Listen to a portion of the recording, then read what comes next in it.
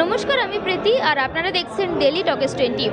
আজ আমরা চলে এসেছি খাদানের স্পেশাল স্ক্রিনিংয়ে। এখানে আমরা পেয়ে গেছি একাধিক তারকাকে, দেখে নেব তাদের কথোপকথন।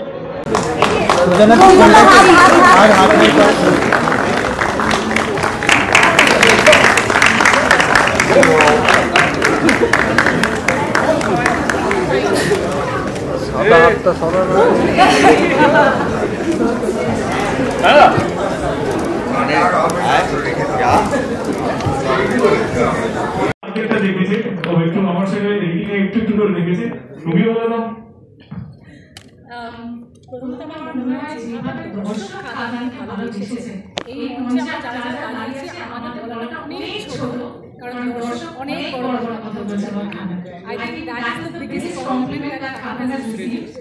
আমার রান্নাঘর কারণ ছিল যে ফোন নেব, আশা করছি যে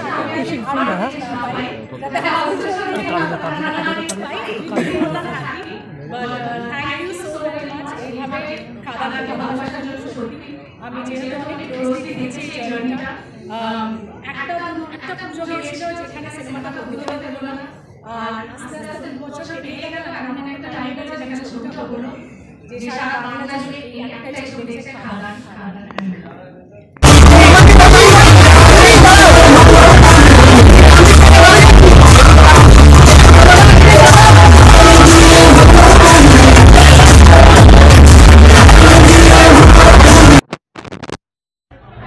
ট্রেন্ডিং আছে হাইয়েস্ট টিকিট সেলিং, এবং বাংলা ছবির আমার মনে হয় সবচেয়ে বেশি টিকিট সেল বিএমএসে, বা অনেকগুলো সিনেমা হল যেখানে রেকর্ড করেছে। তো it's a great feeling. Actor as a producer হিসাবে খাদান এমন একটা ছবি ছিল সময়ের বিরুদ্ধে ইন দ্য সেন্স কি কমার্শিয়াল ছবি, মাস এন্টারটেনিং ফিল্ম যখন বিলুপ্ত হয়ে গেছে, আমার মনে হয়েছে এরকম ধরনের ছবি হওয়া উচিত।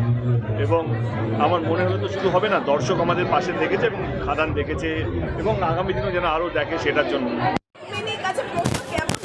হাফ ইন্টারভেল অবধি কেমন লাগছে? আমি টিকিট পাবি?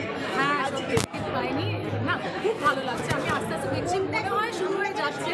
I don't want to miss it, কিন্তু আমি দেবকে বলেছি আমি শান্তিতে একদিন এসে আরেকবার আমাকে দেখতে হবে, কারণ এখন আমার শুটিং নেই, সে কোনো দুপুরের শো পেলে দেখে নেবো। কিন্তু যতটা দুঃখ হচ্ছিল যে রোজ রাত্রে টিকিট কাটছি এবং পাচ্ছি না, খুশি আরও বেশি ছিলাম যে খাদান এইভাবে হাউসফুল হয়েছে, এমনকি শোজ বাড়াতে হয়েছে, এত মানে বক্স অফিস নাম্বার যেটা আমরা বলে থাকি সেটা বেড়েছে।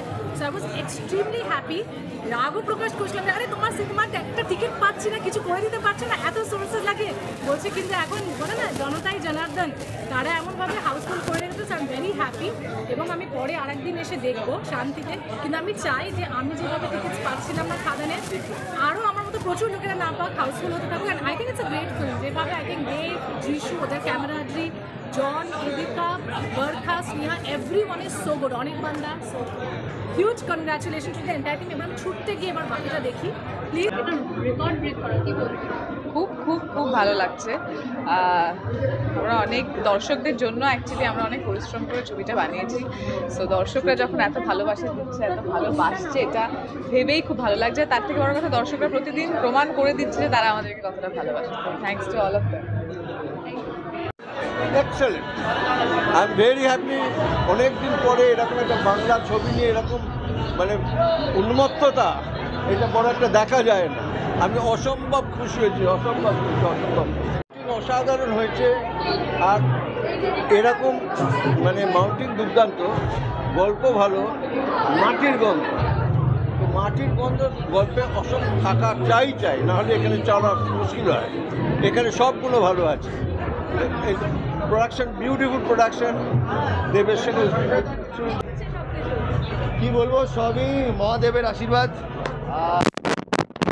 না, সাফল্য তো শুরু হয়ে গেছে একদম বহুরূপীর সময় থেকে, তুমুল সাফল্য চলছে বহুরূপীর সময় থেকে।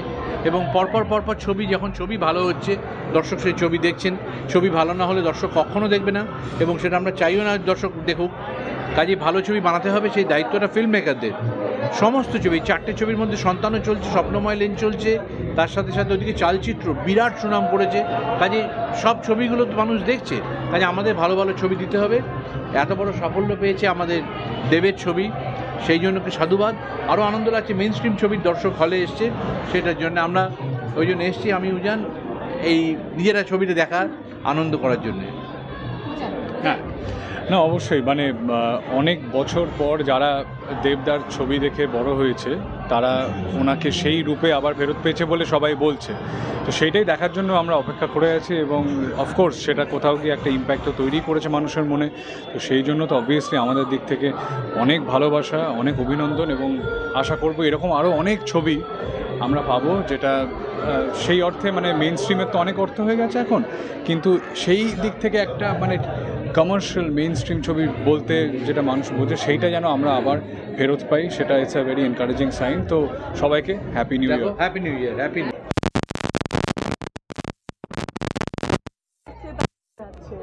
ওর সময় সময় নিজেকে পরিবর্তন করা, নিজেকে তৈরি করার চেষ্টাটাই এটারই ফল হচ্ছে যে ছবি হিট হচ্ছে এবং মানুষকে অভিনেতা হিসেবে, স্টার হিসেবে, অভিনেতা হিসেবে মানুষ ওকে সম্মান করতে শুরু করেছে এবং সেটা ওর একার প্রচেষ্টা, একার ভাবনা।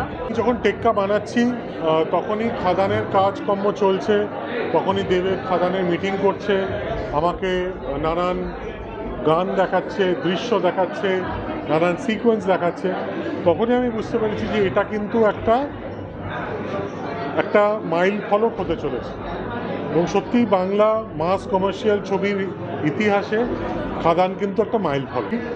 সেইটা যদি ওয়ার্ক করে তখনই অন্যান্য নানান ঘরানার ছবিতে মানুষ বিনিয়োগ করতে পারে এবং করার কনফিডেন্স পায়। So it's a very very very welcome change, it's a very very very welcome development. সব থেকে আগে আমি খুশি হয়েছি দেখে যে 19শে ডিসেম্বর প্রি বুকিংয়ের সময় রাত 2টোর একটা শো ফর 20 ডিসেম্বর হাউস, রাত 2টোর সময়, সেটা দেখে আমি প্রচণ্ড আনন্দিত। কারণ যে সময় অন্য ভাষার একটা সিনেমা আমাদের বাংলাতে আর পুরো ভারতবর্ষেই তুঙ্গে চলছে, তখন আমাদের ভাষারই সিনেমা লোকে দেখতে আসছে, প্রি বুক করছে রাত 2টোর শো। এটা আমি মানে প্রচণ্ড খুশি হয়েছি দেখে। প্লাস খাদান আমার দেখা, আমাদের দুজনেরই দেখা, এরকম সিনেমা দরকার ছিল, এরকম সিনেমা। আর দেবদা এতদিন পরে একটা মাস অ্যাকশন অবতারে এসছে and he danced as well. আপনি বারবার বলেছেন এবং 20 বছর ধরে বলছেন, একদম সেই ছবি অবশেষে আর দেবকে বোঝাই ইটালিয়ান থেকে থেকে বোঝাই যে তোর কিন্তু গায়ের যে বাঘের গায়ের যে ডোরা কাটারটা আছে না, ওটা পাগলু খোকাবাবু, কিন্তু ওটা ছাড়লে হবে না, ওটাকে নিয়ে চলতে হবে। ওটা তুলে দিয়ে যদি সাদা বাঘ হয়ে যায় তাহলে কিন্তু ওটা আমাদের মার্কেটের জন্য অসুবিধে, আমাদের ইন্ডাস্ট্রির জন্য অসুবিধে। এই যে তোমার একটা হিট ছবি মানে আমাদের ইন্ডাস্ট্রির পক্ষে সুবিধে, ইন্ডাস্ট্রি এগুবে। এরকমই আরও আপডেট পেতে চোখ রাখুন ডেলি টকিজ 20 পর্দায়। ক্যামেরায় অমিতাভের সাথে আমি প্রীতি, ডেলি টকিজ 20, কলকাতা।